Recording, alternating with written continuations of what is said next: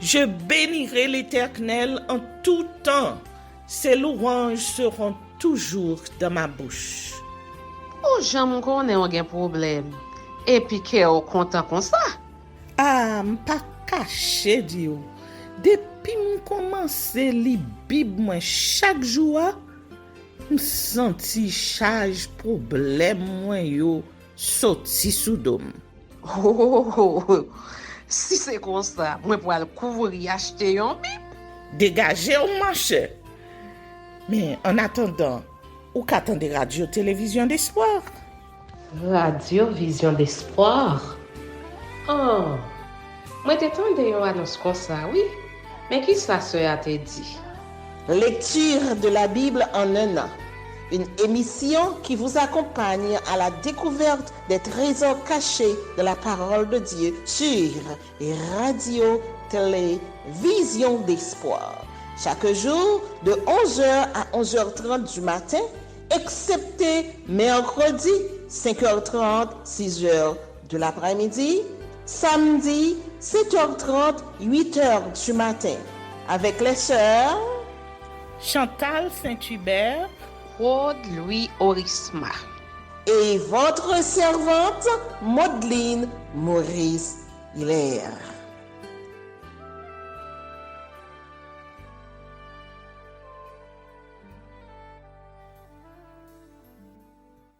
Saint-Esprit de Dieu, fais-nous la grâce de jouir de ta présence durant cette lecture qui enseigne, convainc, corrige, instruit et qui sauve.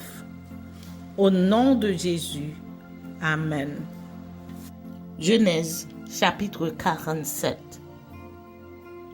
Joseph alla avertir Pharaon et lui dit: Mes frères et mon père sont arrivés du pays de Canaan, avec leurs brebis et leurs bœufs et tout ce qui leur appartient. Et les voici dans le pays de Goshen. Il prit 5 de ses frères et il les présenta à Pharaon. Pharaon leur dit: Quelle est votre occupation? Ils répondirent à Pharaon: Tes serviteurs sont bergers, comme l'étaient nos pères. Ils dirent encore à Pharaon: Nous sommes venus pour séjourner dans le pays, parce qu'il n'y a plus de pâturage pour les brebis de tes serviteurs. Car la famine s'appesantit sur le pays de Canaan. Permets donc à tes serviteurs d'habiter au pays de Goshen. Pharaon dit à Joseph: Ton père et tes frères sont venus auprès de toi. Le pays d'Égypte est devant toi. Établis ton père et tes frères dans la meilleure partie du pays. Qu'ils habitent dans le pays de Goshen. Et si tu trouves parmi eux des hommes capables, mets-les à la tête de mes troupeaux. Joseph fit venir Jacob son père et le présenta à Pharaon. Et Jacob bénit Pharaon. Pharaon dit à Jacob: Quel est le nombre de jours des années de ta vie? Jacob répondit à Pharaon: Les jours des années de mon pèlerinage sont de 130 ans. Les jours des années de ma vie ont été peu nombreux et mauvais, et ils n'ont point atteint les jours des années de la vie de mes pères durant leur pèlerinage. Jacob bénit encore Pharaon et se retira de devant Pharaon. Joseph établit son père et ses frères et leur donna une propriété dans le pays d'Égypte, dans la meilleure partie du pays, dans la contrée de Ramsès, comme Pharaon l'avait ordonné. Joseph fournit du pain à son père et à ses frères et à toute la famille de son père, selon le nombre des enfants. Il n'y avait plus de pain dans tout le pays, car la famine était très grande. Le pays d'Égypte et le pays de Canaan languissaient à cause de la famine. Joseph recueillit tout l'argent qui se trouvait dans le pays d'Égypte et dans le pays de Canaan contre le blé qu'on achetait. Et il fit entrer cet argent dans la maison de Pharaon. Quand l'argent du pays d'Égypte et du pays de Canaan fut épuisé, tous les Égyptiens vinrent à Joseph en disant: Donne-nous du pain. Pourquoi mourrions-nous en ta présence? Car l'argent manque.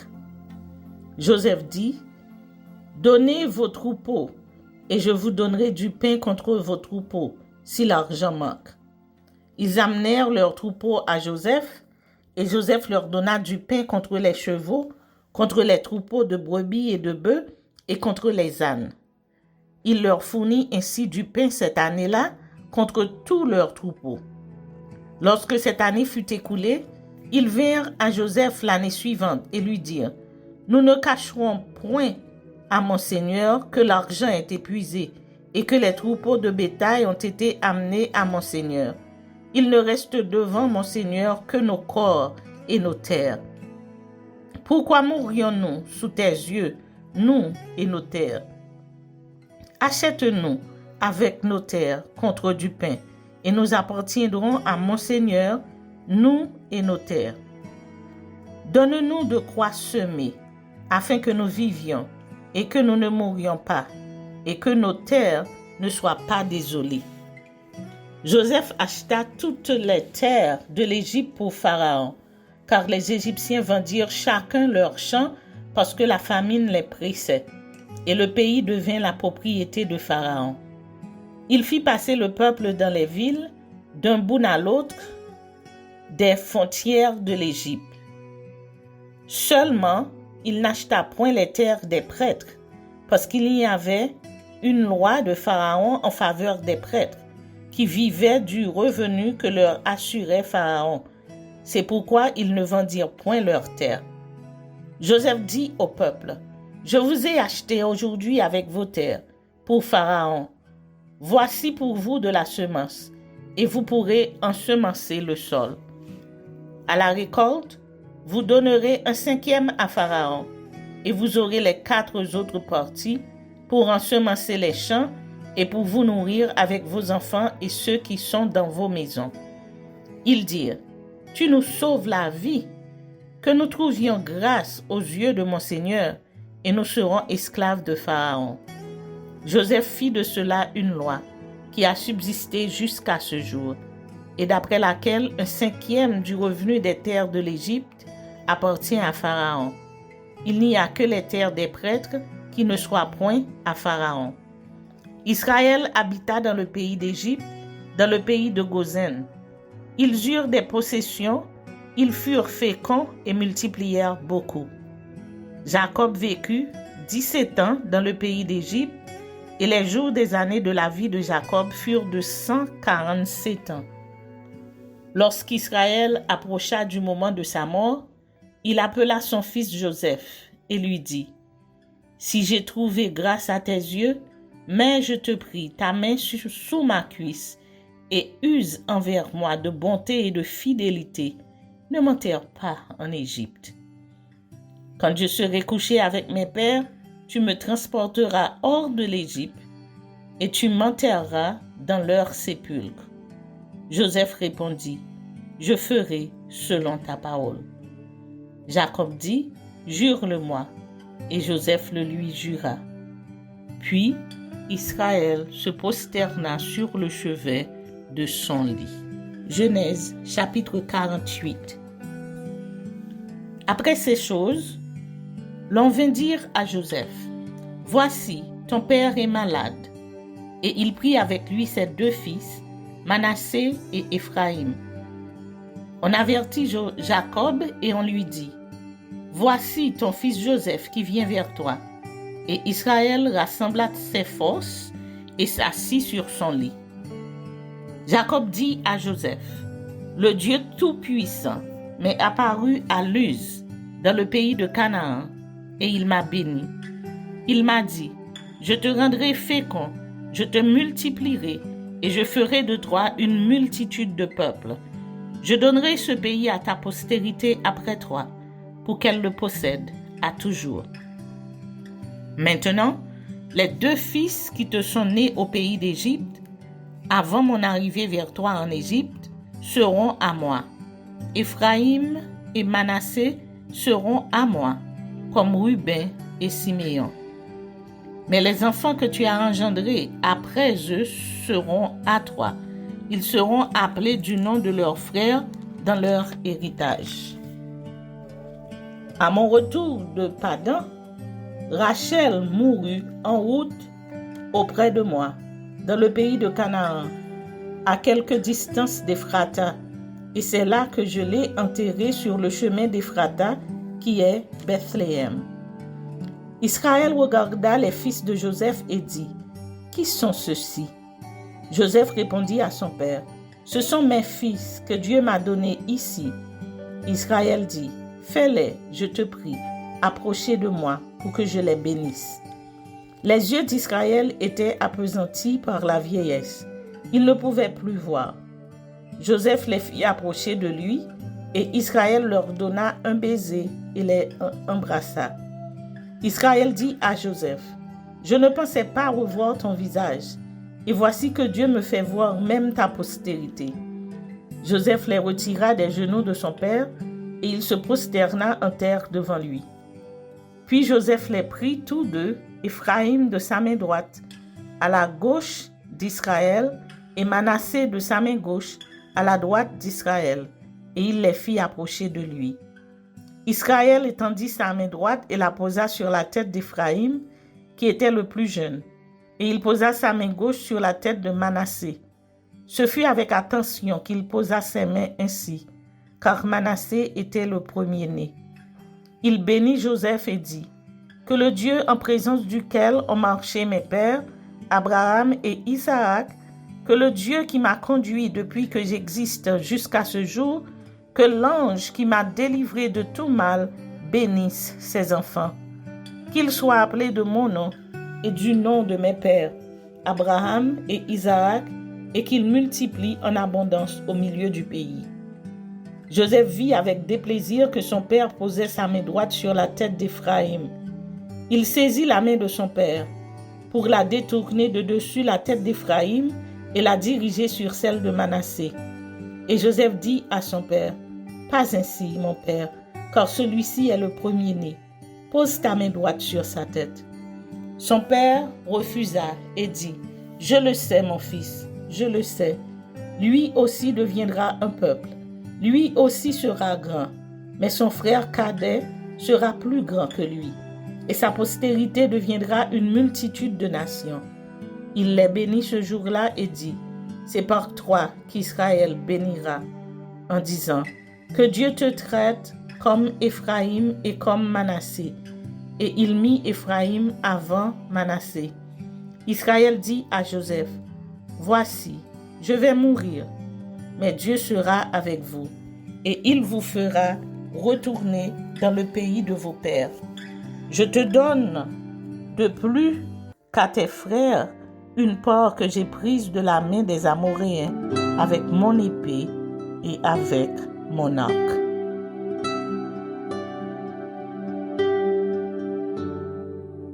Psaume chapitre 60. Au chef des chantres, sur le lit lyrique, hymne de David pour enseigner. Lorsqu'il fit la guerre aux Syriens de Mésopotamie et aux Syriens de Soba, et que Joab revint et bâtit dans la vallée du sel 12 000 Édomites. Ô Dieu, tu nous as repoussés, dispersés, tu t'es irrité, relève-nous. Tu as ébranlé la terre, tu l'as déchirée. Répare ses brèches car elles chancellent. Tu as fait voir à ton peuple des choses dures. Tu nous as abreuvés d'un vain d'étourdissement. Tu as donné à ceux qui te créent une bannière pour qu'elle s'élève à cause de ta vérité. Afin que tes bien-aimés soient délivrés, sauve par ta droite et exauce-nous. Dieu a dit dans sa sainteté, je triompherai, je partagerai Sichem, je mesurerai la vallée de Sukkot. À moi Galahad, à moi Manassé. Éphraïm est le rempart de ma tête, et Juda mon sceptre. Moab est le bassin où je me lave, je jette mon soulier sur Édom. Pays des Philistins pousse à mon sujet des cris de joie. Qui me mènera dans la ville forte? Qui me conduira à Édom? N'est-ce pas toi, au Dieu qui nous a repoussés et qui ne sortait plus, ô Dieu, avec nos armées. Donne-nous du secours contre la détresse. Le secours de l'homme n'est que vanité. Avec Dieu, nous ferons des exploits. Il écrasera nos ennemis. Avec Dieu, nous ferons des exploits. Il écrasera nos ennemis. Amen. Psaume 61. Au chef des chantres, sur instrument à cordes de David. Ô Dieu, écoute mes cris, sois attentif à ma prière. Du bout de la terre, je crie à toi, le cœur abattu. Conduis-moi sur le rocher que je puis atteindre, car tu es pour moi un refuge, une tour forte en face de l'ennemi. Je voudrais séjourner éternellement dans ta tente, me réfugier à l'abri de tes ailes. Car toi, ô Dieu, tu exauces mes vœux. Tu me donnes l'héritage de ceux qui craignent ton nom. Ajoute des jours au jour du roi. Que ces années se prolongent à jamais. Qu'il reste sur le trône éternellement devant Dieu. Fais que ta bonté et ta fidélité veillent sur lui. Alors je chanterai sans cesse ton nom, en accomplissant chaque jour mes vœux. Amen. Psaume chapitre 62. Au chef des chantres, d'après Jéduthun, psaume de David. Oui, c'est en Dieu que mon âme se confie. De lui vient mon salut. Oui, c'est lui qui est mon rocher et mon salut. Ma haute retraite, je ne chancellerai guère. Jusqu'à quand vous jetterez-vous sur un homme? Chercherez-vous tous à l'abattre, comme une muraille qui penche, comme une clôture qu'on renverse? Ils conspirent pour le précipiter de son poste élevé. Ils prennent plaisir au mensonge. Ils bénissent de leur bouche et ils maudissent dans leur cœur. Oui, mon âme, confie-toi en Dieu, car de lui vient mon espérance. Oui, c'est lui qui est mon salut et mon rocher. Ma haute retraite, je ne chancellerai pas. Sur Dieu repose mon salut et ma gloire. Le rocher de ma force, mon refuge est en Dieu. En tout temps, peuple, confiez-vous en lui. Répandez vos cœurs en sa présence. Dieu est notre refuge. Oui, vanité les fils de l'homme, mensonge les fils de l'homme. Dans une balance, ils monteraient tous ensemble plus légers qu'un souffle. Ne vous confiez pas dans la violence et ne mettez pas un vain espoir dans la rapine. Quand les richesses s'accroissent, n'y attachez pas votre cœur. Dieu a parlé une fois. 2 fois j'ai entendu ceci. C'est que la force est à Dieu. À toi aussi, Seigneur, la bonté, car tu rends à chacun selon ses œuvres. Amen.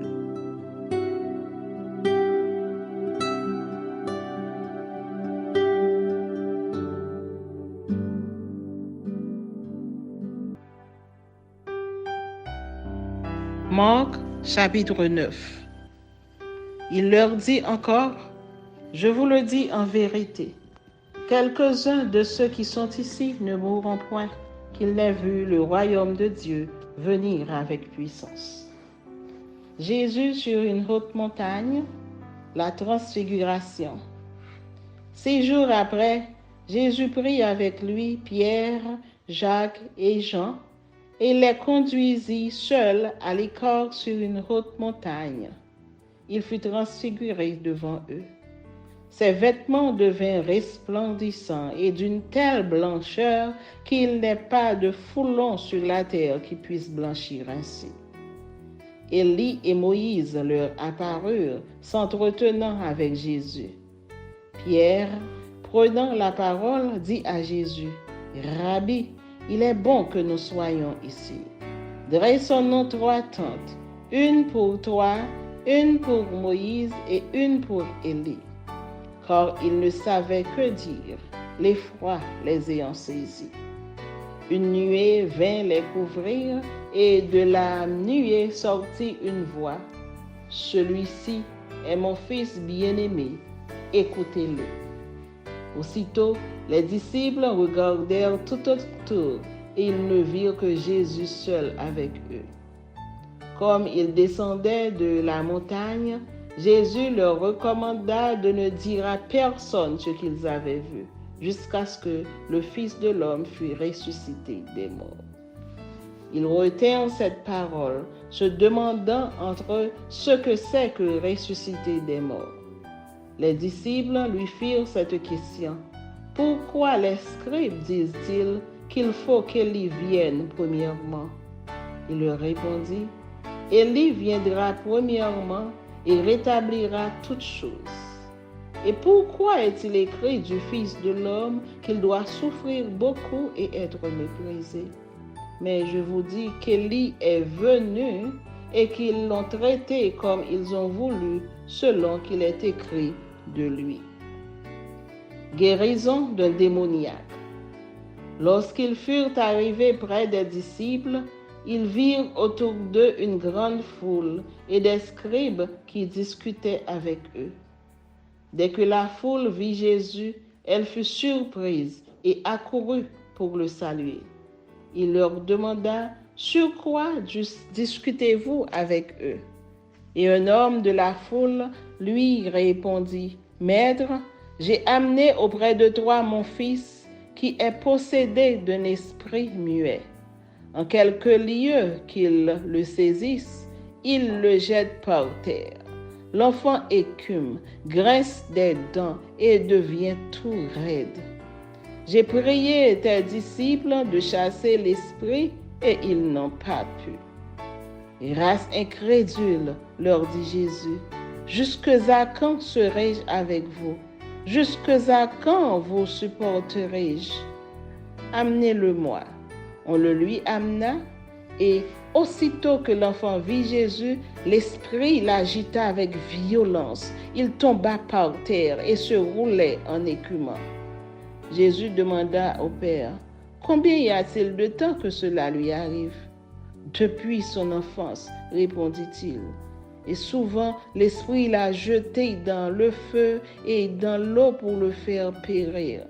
Mais si tu peux quelque chose, viens à notre secours, aie compassion de nous. » Jésus lui dit, « Si tu peux, tout est possible à celui qui croit. » Aussitôt, le père de l'enfant s'écria, « Je crois, viens au secours de mon incrédulité. » Jésus, voyant accourir la foule, menaça l'esprit impur et lui dit, « Esprit muet et sourd, je te l'ordonne, sors de cet enfant et n'y rentre plus. » Il sortit en poussant des cris et en l'agitant avec une grande violence. L'enfant devint comme mort, de sorte que plusieurs disaient qu'il était mort. Mais Jésus, l'ayant pris par la main, le fit lever et il se tint debout. Quand Jésus fut entré dans la maison, ses disciples lui demandèrent en particulier, « Pourquoi n'avons-nous pas pu chasser cet esprit? » Il leur dit, « Cette espèce-là ne peut sortir que par la prière. » Jésus annonce sa mort et sa résurrection. Ils partirent de là et traversèrent la Galilée. Jésus ne voulait pas qu'on le sût, car il enseignait ses disciples et il leur dit, « Le Fils de l'homme sera livré entre les mains des hommes. Ils le feront mourir et 3 jours après qu'il aura été mis à mort, il ressuscitera. » Mais les disciples ne comprenaient pas cette parole et ils craignaient de l'interroger. Jésus de retour à Capernaum. Qui est le plus grand? Ils arrivèrent à Capernaum. Lorsqu'il fut dans la maison, Jésus leur demanda, « De quoi discutiez-vous en chemin? Mais ils gardèrent le silence, car en chemin, ils avaient discuté entre eux pour savoir qui était le plus grand. Alors il s'assit, appela les 12 et leur dit, « Si quelqu'un veut être le premier, il sera le dernier de tous et le serviteur de tous. » Et il prit un petit enfant, le plaça au milieu d'eux, et l'ayant pris dans ses bras, il leur dit, « Quiconque reçoit en mon nom un de ces petits enfants me reçoit moi-même. Et quiconque me reçoit non pas moi, mais celui qui m'a envoyé. » Les scandales. Jean lui dit, « Maître, nous avons vu un homme qui chasse les démons en ton nom, et nous l'en avons empêché, parce qu'il ne vous suit pas. » « Ne l'en empêchez pas, répondit Jésus, car il n'est personne qui, faisant un miracle en mon nom, puisse aussitôt après parler mal de moi. Qui n'est pas contre nous est pour nous. Et quiconque vous donnera à boire un verre d'eau en mon nom, parce que vous appartenez à Christ, je vous le dis en vérité, il ne perdra point sa récompense. Mais si quelqu'un scandalisait un de ses plus petits qui croit, il vaudrait mieux pour lui qu'on lui mît au cou une grosse meule de moulin et qu'on le jetât dans la mer. Si ta main est pour toi une occasion de chute, coupe-la. Mieux vaut pour toi entrer manchot dans la vie que d'avoir les deux mains et d'aller dans la géhenne, dans le feu qui ne s'éteint point. Si ton pied est pour toi une occasion de chute, coupe-le. Mieux vaut pour toi entrer boiteux dans la vie que d'avoir les deux pieds et d'être jeté dans la géhenne, dans le feu qui ne s'éteint point. Et si ton œil est pour toi une occasion de chute, arrache-le. Mieux vaut pour toi entrer dans le royaume de Dieu n'ayant qu'un œil, que d'avoir deux yeux et d'être jeté dans la géhenne, où leur ver ne meurt point et où le feu ne s'éteint point. Car tout homme sera salé de feu. Le sel est une bonne chose, mais si le sel devient sans saveur, avec quoi l'assaisonnerez-vous? Ayez du sel en vous-même et soyez en paix les uns avec les autres.